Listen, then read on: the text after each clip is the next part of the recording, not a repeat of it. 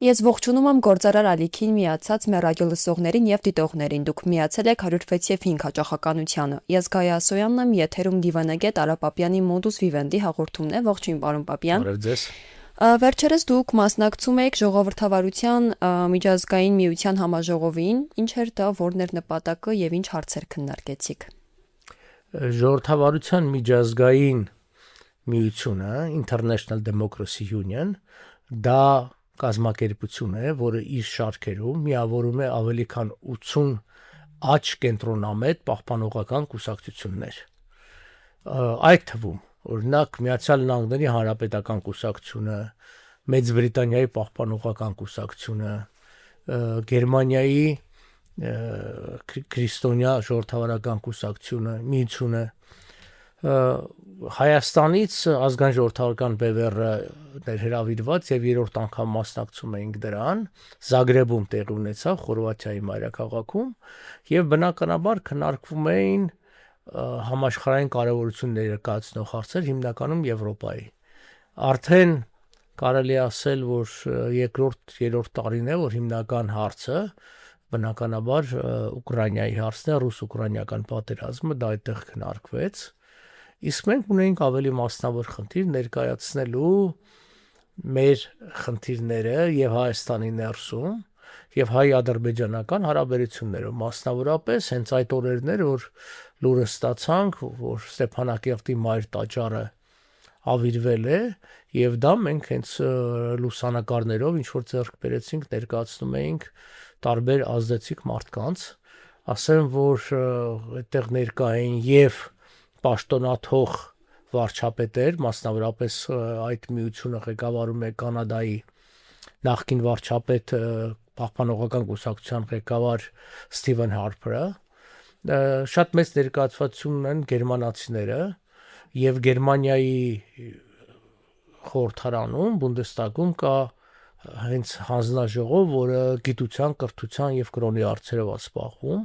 հենց այդ պատասխանատուի հետ, որ այնտեղ էր գտնվում, մենք հանդիպեցինք, խոսել ենք, նյութեր ենք տրամադրել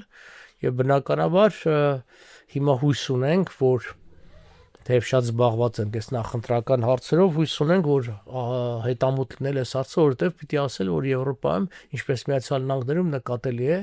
քրիստոնեության որոշակի վերելք եւ պիտի ասեմ, որ այս կուսակցությունները որպես պահպանողական կուսակցություններ իրենք շատ մեծ ուշադրություն են դարձնում հոգեվոր արժեքներին, մշակութային ժառանգությանը, կրոնական ժառանգությանը եւ այդ ամբողջը իրենց համար ճիշտ ասած անգամ անհավատալի էր, որ 21-րդ դարում նման բան կարող է լինի, բայց երբ որ ցույց ենք տալիս, համոզում էինք, իրենք իհարկե զարմացած են, որ որևէ լուր չի հասնում Եվրոպա,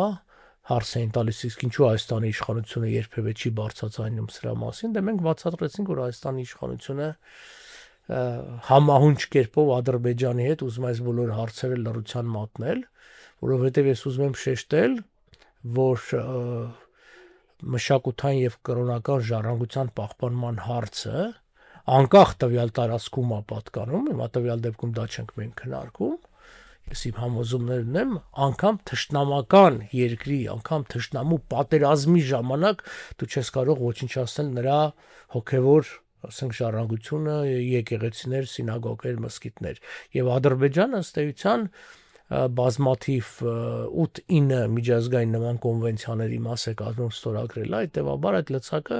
քանի որ իշխանությունը չի անում, մենք փորձեցինք անենք եւ կարծում եմ որոշակի հաջողություններ ունեցել են գոնե դեզեկման առումով, հիմա տեսնենք շարունակությունը ինչ կլինի։ Եվրոպական քաղաքական համայնքի գագաթնաժողովին մասնակցելու համար Հայաստան եկան միջազգային բարձրաստիճան ներկայացուցիչներ եւ նախորդ զրույցի ընթացքում դեռ չէր կայացել այս գագաթնաժողովը, մենք քննարկեցինք եւ դուք նշեցիք, որ եթե Հայաստանը որևէ համաձայնագրեր կամ նմանատիպ այլ ինչ-որ պայմանագրեր կնքի, դա Հայաստանի համար շոշափելի արդյունք կլինի։ Իսկ եթե անդրադառնանք տարածաշրջանին, այս գագաթնաժողովը, որովհետեւ տարբեր երկրների ներկայացուցիչներ այստեղ են քննարկելու թե Եվրոպային, թե Հարավային Կովկասին վերաբերող հարցեր։ Տարածաշրջանին սա ինչպես կանդրադառնա, տարածաշրջանի համար ինչ ազդեցություն կունենա։ Ընդհանուր առմամբ բնական է, որ նման հավաքների, երբ որ բավականին ներկայացական է եւ Հայաստանի համար ըստ էության սա բացառիկ հնարավորություն է դրականորեն ներկանալու որպես երկիր։ Բայց խնդիրն այն է, որ ես գոնե այսպես ասած օրակարգ չեմ կարողացել ինձ համար բարձել, որն է օրակարգը մեր իշխանությունների, որովհետև դու հսկայական ծախս ես անում, դու հրավիրում ես մարդկանց, պիտի ունենաս այն նպատակները, որոնց պիտի հետամուտ լինես։ Արդյոք խնդիրներ չկան։ Կան։ Հիմա Եվրոպայի համար ցանկացած գնով կայունությունը ձեռ է տալիս, որովհետև գինը իրենք չեն վճարում, այսինքն եթե Հայաստանն է վճարում, լավ է, ինչ ա եղել, թող կայունություն ու խաղաղություն ունի եւ նման կարգախոսներով են իրենք հանդես գալիս, հետեւաբար տարածաշրջանի համար կայունությունը լավ է։ Լավ է նաեւ մեզ համար, բայց այստեղ շատ կարևոր հանգամանք կա։ Եթե արդարության վրա չի խարսխվում այդ կայունությունը, այն չի կարող լինել տևական։ Պարզապես կողմերից մեկը պարտադրում է մյուսին եւ մյուսը համակերպվում է, քանի դեռ համակերպվելու է։ Իսկ հետո կամ չի համակերպվում, կամ պարտադրող կողմը նոր պահանջներ է դնում, որին չի կարողանում բավարարել համակերպվող կողմը եւ մենք դա տեսնում ենք։ Ալիևը բնականաբար չէր մասնակցել, թեև տեսաուղերձով մասնակցեց, հիմա դրան էլ հա, Նիկոլ Փաշինյանը դա ներկայացրեց, որ առաջին անգամ մասնակցել է, չգիտեք, տեսաուղերձով մասնակցություն չի էլի։ Դա իվեր հարցազրույց չի, որ օրինակ ես էլ երբեմն տեսա կապի միջոցով հարցազրույցներ եմ տալի, բայց ուրիշ է, որտեվ իմ խնդիրը երկիր ներկայացնելը չի, իմ խնդիրը ինչ որ մտքեր արտասանել, խոսալ, քննարկել ձեզ հետ կամ ուրիշի։ Ալիևի գալ չգալ արդեն սա որոշակի վերաբերմունքի հարց է, եթե խաղաղությունը հաստատվել, ինչպես Նիկոլ Այս դա է Փաշինյանը, ուզում ասել, եթե խաղաղությունը հաստատված է, որովհետև թե պաշտոնական Երևան, թե պաշտոնական Բաքուն պնդում են, որ այնուամենայնիվ խաղաղությունը հաստատված է, ըստ իրենց խաղաղության համաձայնագրի մենք արդեն բարեկամ երկրներ ենք։ Արդյոք Երևանի հրավերը բավարար չէր մասնակցելու համար։ Իհարկե բավարար էր, ավելին, եթե ինքը նպատակ ուներ ցույց տալ, որ այդ խաղաղությունը ինչպես հաստատվել է, ոչ թե որ պիտի հաստատվի, թե մենք բազմիցս քննարկել ենք, որովհետև ոչ գետնի վրա, այսինքն դե ֆակտո, ոչ փաստաթղթերով դե յուրե մենք չունենք այդ խաղաղությունը։ Մենք ունենք մի նախօրինակ, որը նախ է ստորագրվել, անգամ չի ստորագրվել, որը Աստված գիտի դեռ ինչ կլինի, ել չեմ ասում այդ 18 կետերը, որ այնտեղ կան, ժամանակին այս հայկական կողմներ ասում, որ այստեղ 4-5 կետեր կան, որ անընդունելի են, եթե իրենք այս պահանջներ են դնում, մենք էլ, բայց ըստ էության մենք բոլոր պահանջները ընդունեցի, իրենք չդրեցին։ Չէ, Ալիևը պարզապես չի ուզում առաջին հերթին եվրոպացիների հետ հարաբերություններ փչացնի, դրա համար ընդառաջելով 1-2-ին խոսած, մյուսը դրանով փակում է ոնց որ ասած իրեն քննադատողների բերանը Եվրոպայում, հիմա բնականաբար ինքը նաև եվրոպացիներին քննադատեց, որ բա այս հարցը դուք անընդհատ Արցախի հարցը շոշափելով անընդհատ Այո, Եվրահանձնաժողովը ընդամենը գագաթնաժողովից մի քանի օր առաջ բանաձև ընդունեց Հայաստանի մասին, որտեղ շեշտեց Լեռնային Ղարաբաղից տեղահանվածների իրավունքի վերադարձի եւ այլ հարցը եւ նաեւ այս գագաթնաժողովին զուգահեռ Արցախահայերը նաեւ բողոքի ակցիա են իրականացնում նամակ փոխանցելով իրենց բողոքների եւ այլնի մասին, ու Ալիևնի ելույթում նաեւ կրկին շեշտեց, որ Եվրահանձնաժողովը արդեն մի քանի անգամ ընդունել է բանաձևեր, որոնք հայամետ են եւ սադրիչ են, բայց ի վերջո եթե մենք խաղաղ ենք արդեն եւ այլն խաղաղության համաձայնագիր կա, մենք ընկված ենք, ինչու է այս ամենը դեռ այսքան խանգարող, ուր կտանի այս հայտարարությունները, այս բանաձևերը, որ ընդունվում են, ինչ ազդեցություն կունենա։ Տեսեք, եթե վերադարձի իրավունք, Արցախի հայության վերադարձի իրավունք ինքը համարում է սադրիչ, ապա ինչպեսին պիտի համարենք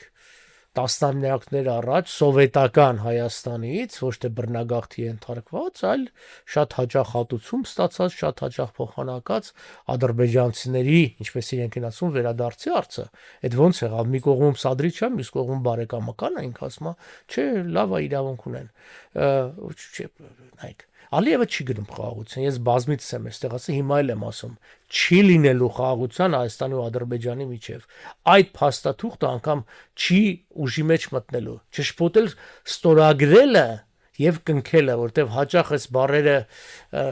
օգտագործվում են իրար փոխարինելով, ասենք պայմանագիր կնքվեց, երբ որ կնքվել նշանակում է, որ ինքը անցել ամբողջ գործընթացը եւ կնքվել, այսինքն ամբողջացել, ստորագրել դա փուլերից մեկն է։ Մենք ունենք Ցյուրիխյան արձանագրությունների հիշում եք Թուրքիայից ստորագրվեց, բայց ստորագրվեց, չկնքվեց, որովհետեւ խորհրդարանը չհաստատեց, նույնը լինելու է սրանց հետ։ Ալիևը այսօրվա վիճակով էլի ասել ենք, նորից կրկնենք, ստեղծում է Նիկոլ Փաշինյանի համար սեփական ժողովրդի վրա ծախելու ինչ-որ մի բան։ Եվ եթե նկատում եք, հիմնական ապրանքը, որը ծախում է, խաղաղությունն է։ Որ մենք վերենք խաղաղություն։ Բնականաբար, եւ էլի ենք ասել, դեռ ամիսներ առաջ ենք ասել, որ մինչեւ հունիս ոչ միայն կռիվ չի լինելու, ավելին ասել ենք, որ շատ հնարավոր է, որ գերիների բաց թողեն, շատ հնարավոր է, այն ժամանակ դեռ էս չկար էս անասնակերտ ծորենը Ղազախստանից, բայց ասել ենք անելու են։ Այսինքն դա Ալիևին ձեռնատու անելու է։ Այ դրանից հետո, երբ որ Աստվածչյանի Նիկոլ Փաշինյանը վերընտրվի, այդ ժամանակ արդեն դիրքը կկոշտանա, այդ ժամանակ իրենք կդնեն արդեն հստակ հարցերը, բա դուք խոստացել էիք, այսպես ասած 300,000 ադրբեջանցի վերադարձը, խոստացել էիք մսկիթների վերականգնումը, խոստացել էիք մեղագալ, որ մեզ կոտորել եք, մենք մակում արդեն բանաձև ենք ներկայացել, կասեն եւ այլն, այսինքն դրանք տարբեր բաներ են, մինչև, այսինքն Ալիևը մինչև հունիսի 7 եւ Ալիևը հունիսից 7-ից հետո վստահեցնում եմ դրանք տարբեր անձինք են, թեև հիմա էլ ինքը գոնե ձևականորեն, ի վերջո կարար չէ, ասենք Ալիևը ինքը չգար, բայց պատվիրակություն ուղարկեր, այսինքն վարչապետին ուղարկեր, վարչապետի մակարդակով կամ ինչ որ փոխվարչապետ էր վերջերս եկել էր, որտեղ իրեն շահից էր գալի, Մուստաֆայևը եկել էր անկլավների խնդիրը դնելու։ Իրանք 8 գյուղ են ուզում, ասում են, սա մեր անկլավն է, ես կտակ, ուզում եք ձեր Արցախաշենն էլ ձեզ կտանք տարբերակով։ Ուղղակի տարբերությունն է, որ Արցախաշենը հասկանալի է, ոչ ոք այնտեղ չի գնալու, չի բնակեցնելու, որովհետև հնարավոր չի պարզապես, իսկ այս անկլավները ստրատեգիական ճանապարհների վրա են գտնվում, եւ Ալիևը փողով լինի այդ մարդկանց գնելով, ըստ որոշ լուրերի նաեւ բանտերից ազատված մարդկանց հստակ ասում են, այ դու բանտում նստելու փոխարեն մենք քեզ կազատենք պայմանով, որ դու պիտի գնաս, ասենք 10 տարի բանտում նստելի փոխը 5 տարի պետք է ապրես Քյարքի գյուղում։ Քեզ էլ ամիսի այսքան փող ենք տալիս։ Այդ ադրբեջանական մամուլի, այսինքն գրասեն նա, եւ փորձը ցույց է տալիս, որ ադրբեջանական մամուլը երբ որ մի տեղեկություն գրում, ինչ որ իրական աղբյուրներ կա, միգուցե ինչ որ միտեղ չափազանցնում, ինչ որ տեղից էսի, բայց ընդհանուր միտումը դա է։ Ընդհանուր միտումը հետեւյալն է, ոչ մի հայ չի գնալու մենք այո վերադարձի իրավունք ասում ենք արցախցիների, բայց ասում ենք միջազգային երաշխիքների արկայության դեպքում եւ ներկայությամբ։ Իսկ նրանք այդ խնդիրը դնում են հետեւյալ ցևով, որ ադրբեջանական երաշխիքների կամ Թուրքիան պիտի լինի երաշխավորը եւ այլն։ Այդ դեպքում լրիվ ոչ հավասար իրավիճակ է։ Հիմա սա, այսպես ասենք, ինքը դրական երևույթ է, թե ամփոփ ասենք, այս քաղաքական համայնքի ավակվելը դրական երևույթ է, բայց հստակ նպատակների որակարգի բացակայության դեպքում առանձնապես արդյունքներ չի հասնի։ Հուսանք, որ կարծեք թե երկկողմ պիտի Ֆրանսիայի հետ ինչ որ մի փաստաթուղթ ստորագրվի ռազմավարական համագործակցության վերաբերյալ փաստաթուղթը երբ որ կհրապարակվի կարդանք հասկանանք էական ինչ կա սրա մեջ, որովհետև շատ կարևոր է որ արդյունք լինի, որովհետև միջազգային հարաբերությունների մեջ համաժողովները, քննարկումները, հանդիպումները, այս անգամ փաստաթղթերի ստորագրումը դրանք նպատակ չեն, դրանք միջոց են։ Սա էլ միջոց է։ Նպատակը հենց սա ինչի համար է դա օգտագործվելու։ Հիմա տեսնենք ինչ նպատակի համար է։ Արդյոք սա մեզ մի քայլ Եվրոպային մոտեցնելու է, թե ոչ։ Առայժմ Նիկոլ Փաշինյանը 7 տարի է խոսում, եվրոպական ուղղության մասին, բայց ոնց որ կայինք իրավական դաշտը, այսպես ասած, Եվրոպայից հեռու եւ Ռուսաստանի ազդեցության տակ առայժմ այդ ամբողջը նույնն է։ Ֆրանսիայի նախագահ Էմանուել Մակրոնը իր ելույթում նշեց, որ 8 տարի առաջ Հայաստան ոչ ոք չէր գա, որովհետև Հայաստանը դե ֆակտո Ռուսաստանի արբանյակն էր, եւ ուզում եմ իմանալ, արդյոք սա եւս մեկ անգամ արդեն միջազգային մակարդակով ընդգծվեց Հայաստանի հեռացումը Ռուսաստանից, հաշվի առնելով այն փաստը, որ Գագաթնաժողովից ընդամենը մի քանի օր առաջ Ռուսաստանը շարունակեց իր ճնշումները ջերմուկի եւ այլ Բելարուսի օզոնի հետ կապված, այսինքն շարունակում է տնտեսապես ճնշել Հայաստանին։ Սրանք ինչ որ փոխկապակցվածություն ունեն։ Նայ, դիվանագիտության մեջ կա մի հետաքրքիր տրամաբանություն, էլի։ Հաճախ ասվում է, բարձրացնվում է ցանկալին, որպես իրողություն, որպիսի դրանով մի տեսակ ճանապարհ հարթես այդ իրականություն դառնալու, ինչպես օրինակ նույն այդ խաղաղությունը արդեն հաստատվել է տարբերակը, որը չկա, բայց ցանկալ է։ Հիմա գիտեք, ամեն ինչ հարաբերական, ասենք գալ, չգալ եւ այլն, նույն ձևի կարող ենք ասել տարբեր միջոցառումները, որ Հայաստանում անցկացվել են, եկել են անգամ այն ժամանակ, որ ռուսական ազդեցության, ես մեմ հարց տամ։ Իսկ հիմա ինչով ռուսական ազդեցության տակ 8 տարի առաջվա այդ համեմատած ռուսական ռազմաբազան չկա, ռուսական գործարարները կամ պետությունը չի վերահսկում հայկական երկաթուղին ատոմականը, ինչը։ Հասանք միակ բանն է, որ դատվում, այն էլ ոչ թե պիտի գնեն 350 միլիոն դոլար են մեր հարկերից առաջարկե հեցի, այսինքն էլեկտրական ցանցերի համար, որ այդ ձև չի դեռ չգիտենք ինչով կվերջանա։ Եվ այստեղ ընդհանրապես հարցա։ Ես մի բան գիտեմ, որ ես կենտրոնում եմ ապրում, օրինակ հիմա շատ ավելի հաճախ խանջատումներ ենք ունենում, քան ունենում ենք մինչև այսպես ասած պետականացումը դրա։ Ես որպես սպառող, եթե վճարում եմ նույն գինը չի էժանացել այդ եւ ավելի վատ է, իմ համար ուրեմն ավելի վատ է։ Հիմա հարցն է, ես Մակրոնին պիտի այդ հարցը թող բոլորին պատասխանեն։ 8 տարի առաջվա եւ ներկայիս Հայաստանի տարբերությունը ո՞րն է ռուսական ազդեցությունից թուլանալու։ Այն պարագային, երբ որ 8 տարի առաջ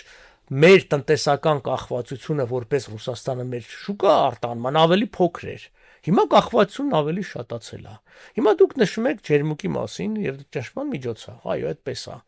Այ եթե Մակրոնն ասեր, որ մենք օրինակի համար գիտենք, որ այս քայլերը բերելու է նրան, որ ձեր դեմ տնտեսական պատժամիջոցներ էսկոմ են կոմ եւ Եվրոմիությունը որպես քայլ, ինչպես օրինակ ժամանակին ամերիկացիներն էին անում այդ Millennium Challenge-ը հազարամյակի մարտահրավերներով, ասենք 250 միլիոն այն ժամանակ շատ ավելի մեծ փող էր, այսօրվա 500-600 միլիոնի չափ, ասենք տալիս էին, ինչ որ ասենք, այ մենք կհատուցենք այս ծախսերը, մենք եվրոպական շուկայում ձեզ կտանք քվոտաներ ինչ որ բաների համար, ինչ որ ներդրումներ կանենք։ Իրանք հասկանում են, չէ՞, բոլորս հասկանում ենք, որ գազը թանկացնելու են ռուսները։ Ծմերվա շեմին, եթե Նիկոն գազը թանկացնելու են։ Լավ, ավատ է, այդ ուրիշ հարց է։ Սրիկայություն անում Ռուսաստան, թե ոչ էլ բան է։ Բնա իրա լծակն է օգտագործելու է։ Հիմա էլ սուտ են խոսում, ասում են 177-ով ենք ծախում 1000 խորանարդ մետր, այդ ձև չի, երկու անգամ ավել է, բայց ամեն պարագայում թանկացնելու են ինչա։ Հիմա եթե Մակրոնն ասեր, որ մենք պատրաստ ենք այդ գազի գնի թանկացման տարբերությունը, որը մի քանի 100 միլիոն դոլար է կազմելու տարեկան, հատուցենք, ինչպես արել են արևելաեվրոպական շատ երկրների համար։ Ես կհասկանամ, որ այո, արդյունք տվեց սա, բայց եթե այս ամբողջը պիտի մնա քաղցր խոսքերի շրջանակում, եւ Ալիևին էլ հնարավորություն տրվի, որ մատ թափ տա, սա զուտ այսպես ասած մեդիա իվենթ է կոչվում, այսինքն լրատվամիջոցների համար մի ինչ ասեմ, միջոցառում է, որը լավ է, կլուսաբանվի, մարդիկ կիմանան Հայաստանի տեղը, այդ Արմենիա ասածը որտեղ է, բայց դա կրկնում եմ երկրի հարկատուների համար, որոնք հիմնական ծախսերն են, չէ՞ օգում, այդ որ եկել են։ Իրանց համար պետք է դրա դիմաց ինչ-որ ավելի հստակ բան։ Առանցքում պահելով տարածաշրջանի լարված իրավիճակը, կրկին մեր ուշադրության կենտրոնում Իրան-ԱՄՆ հակամարտությունն է, եւ Իրանը Միացյալ Նահանգներին արդեն ներկայացրեց մի քանի կետանոց պայմանագիր, որում կարծես թե քայլ առ քայլ համաձայնում է Միացյալ Նահանգների սկզբանե պահանջներին, այնտեղ կար Հորմուզի նեղուցի բացման հարցը եւ մի քանի այլ հարցեր։ Արդյոք Իրանը այլևս ուժ չունի որևէ կերպ դիմակայելու ոչ տնտեսապես, ոչ ռազմական տեսանկյունից, արդյոք արդեն պահապանների կորպուսի հետ իշխանությունները կարողացել են գալ որոշակի համաձայնության, որովհետև մի քանի հաղորդում առաջ հենց այստեղ դուք նշեցիք, որ հենց պահապանների կորպուսը չի ցանկանում, որ այս պատերազմը ավարտվի, տարբեր հետևանքներ նշելով, արդյոք ի վերջո իշխանությունները եւ պահապանների կորպուսը կարողացել է որոշակի համաձայնության գալ այս հարցում։ Չէ, ես չեմ կարծում, որ համաձայնության կգան, որտեղ ամենակարևոր հարցերը բաց են մնում, դա Իսրայելի գոյության իրավունքի հարցն է, դա ատոմային ծրագրի հարցն է, դա բալիստիկ հրթիռների հարցն է, Հորմուզը ածանցյալ է։ Հորմուզի խնդիրը ոչ չկար մինչև պատերազմը։ Այսինքն, եթե դու պատերազմ ես սկսում, հետո վերջացնում ես այն կետով, որով սկսել ես, այդ ամբողջը անիմաստ է։ Խնդիրը երեք կետերից հրաժարումն է։ Իսրայելը ունի 4-րդը, դա իշխանափոխությունն, Ամերիկային այդքան չի ուզում հիմա։ տնտեսական վիճակ Իրանի օր-օրի վատանում է։ Իմ կարծիքով Թրամփը ձգձգում է այս գործընթացը, սա այն քիչ դեպքերից է, որ իրավիճակի ձգձգելը, Հայ այսինքն եւ չեմ կարծում Թրամփը այս համաձայնագիրը տեսնելուց հետո ասաց ռազմական իրավիճակը լավ է ընթանում եւ կարծես թե չընդունեց։ հա, այսինքն պատրվակ են գտնելու չընդունելու համար, որովհետեւ Իրանը օրական կես միլիարդ դոլարի համարյա 435 միլիոն դոլարի կորուստ է ունենում, ինքը լուրջ խնդիրներ ունի, անգամ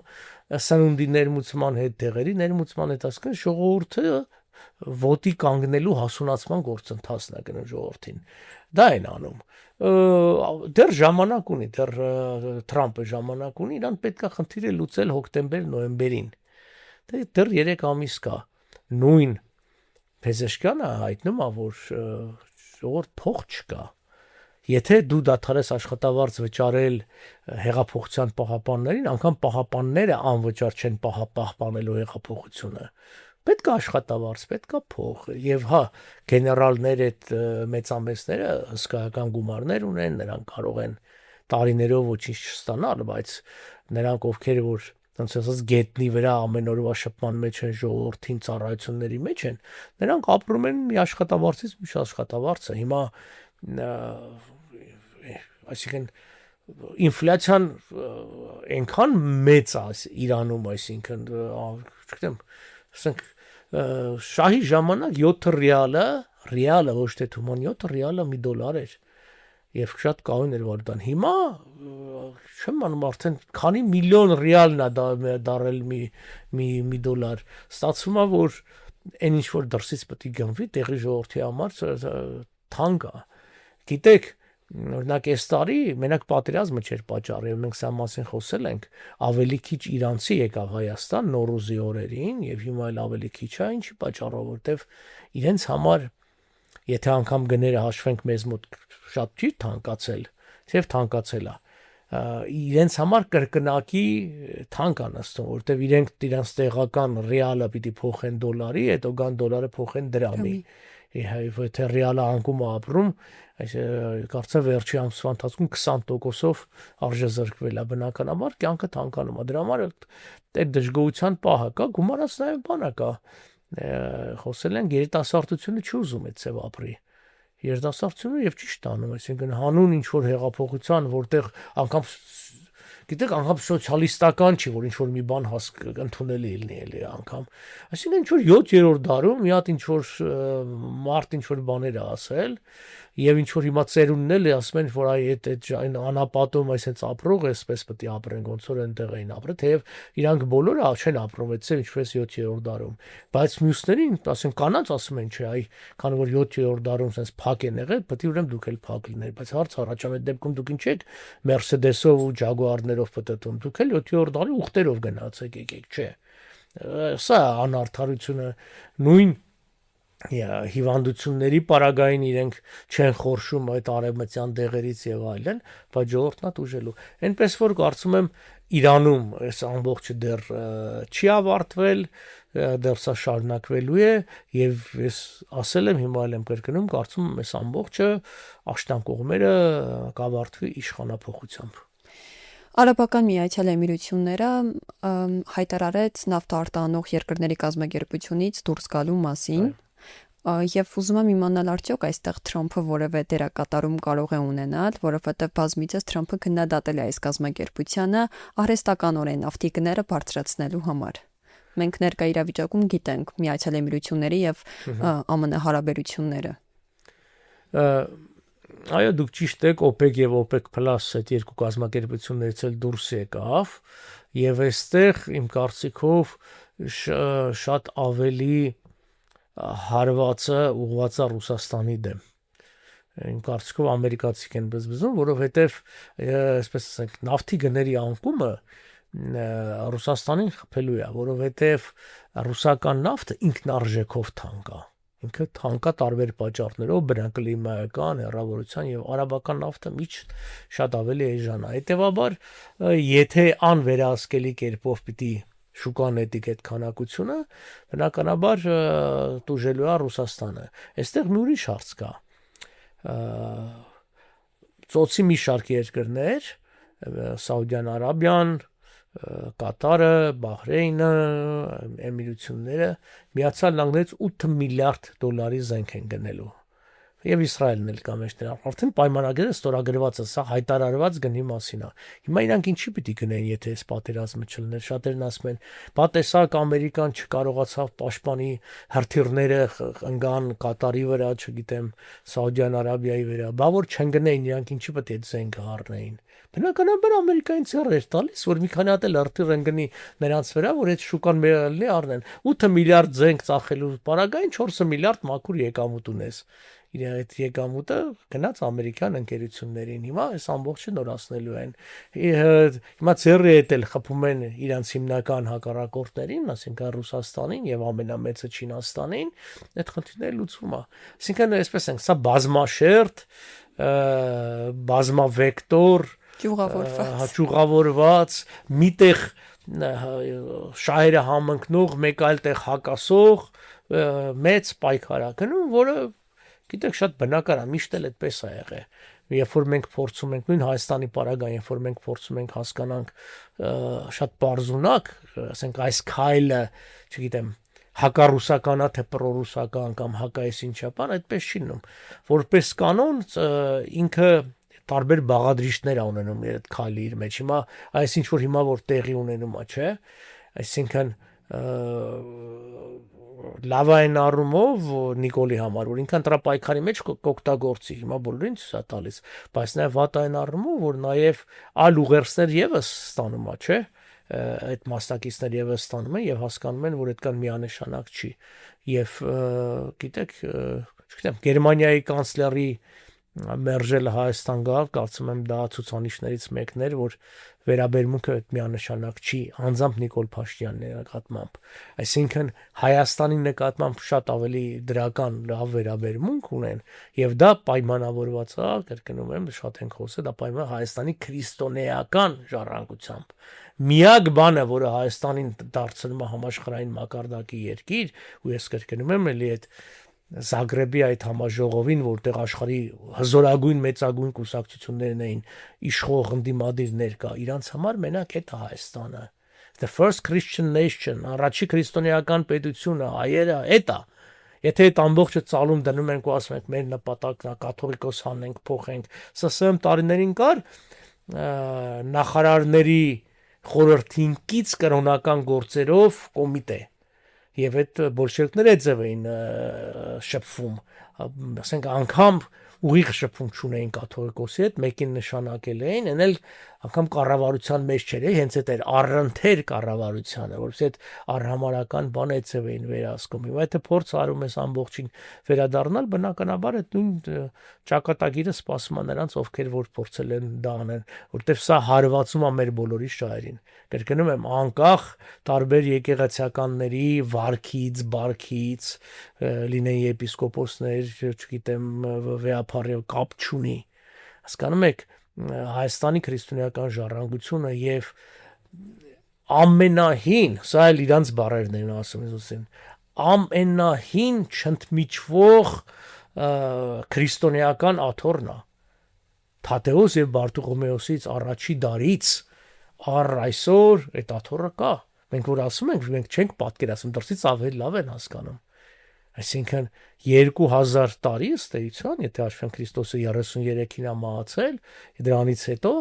երկու առաքյալները եկել են, իրենք են, չէ, հիմն այդ առասպելը կա, Էջմիածնը խփեց ոսկե մուրճով եւ ասեց, այստեղ պիտի եկեղեցին կառուցվի եւ այլն։ Բայց ում ասեմ, եւ այդ մարդիկ դա հասկանում են, եւ սա դնել մի կողմ ընդհակառակը թույլատրել, դրա համար սա հակապետական գործունեություն է։ Շնորհակալություն, պարոն Պապյան։ Հիշեցնեմ ռադիո լսողներին եւ դիտողներին, որ դուք լսում եք 106.5 հաճախականությամբ Դիվանագետ Արա Պապյանի մոտուզ Վիվենդի հաղորդումը։ Կհանդիպենք։